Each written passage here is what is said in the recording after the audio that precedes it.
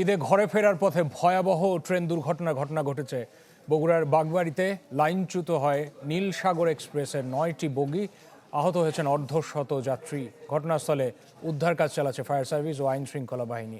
কখন নাগাদ ট্রেন চলাচল স্বাভাবিক হবে আবার তা নিশ্চিত করে এখন পর্যন্ত কেউ বলতে পারেনি। নতুন বাংলাদেশ গড়তে এলো জুলফিকার স্টিল। জুলফিকার স্টিল, ইস্পাত দৃঢ় অঙ্গীকার। ঈদ আনন্দযাত্রা মুহূর্তেই পরিণত হলো আতঙ্কে। হাসি থেমে চারিদিকে শুধু আর্তনাদ। বুধবার সকালে কমলাপুর থেকে চিলাহাটির উদ্দেশ্যে যাত্রা করে নীলসাগর এক্সপ্রেস। দুপুর 2টার কিছু পর বগুড়ার বাগবাড়িতে দুর্ঘটনার কবলে পড়ে ট্রেনটি। লাইনচ্যুত হয় 9টি বগি। ঘরমুখো যাত্রীতে ঠাসা ছিল ট্রেন, এমনকি ছাদেও ছিল মানুষ। হঠাৎ লাইনচ্যুত হয়ে কেউ ছিটকে পড়েন পাশের খাদে। আহত হন অন্তত অর্ধশত মানুষ। খবর পেয়ে দ্রুত ঘটনাস্থলে পৌঁছে উদ্ধার কাজ শুরু করে ফায়ার সার্ভিস ও আইন শৃঙ্খলা বাহিনী।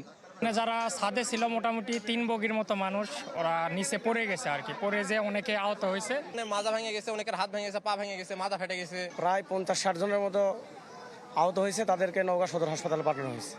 স্থানীয়দের অভিযোগ, দুর্ঘটনার আগের দিনই রেল লাইনে ফাটল দেখা যায়।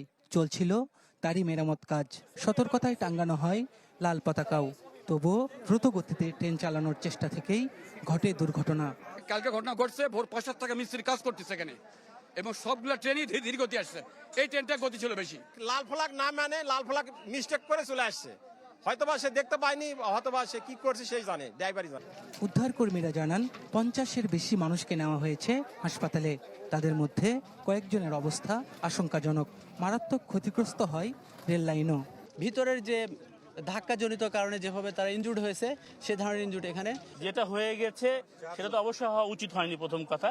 আর যেহেতু পরবর্তী যেন লোকজন যতখানি কম, যদি আমাদের চেষ্টার মধ্যে একটু কম কষ্ট পায়, সেটা আমাদের এই ক্ষেত্রে আমাদের একটা সার্থকতা হবে। আর কেন ঘটলো সে তদন্ত টিম তদন্ত করে বের করবে।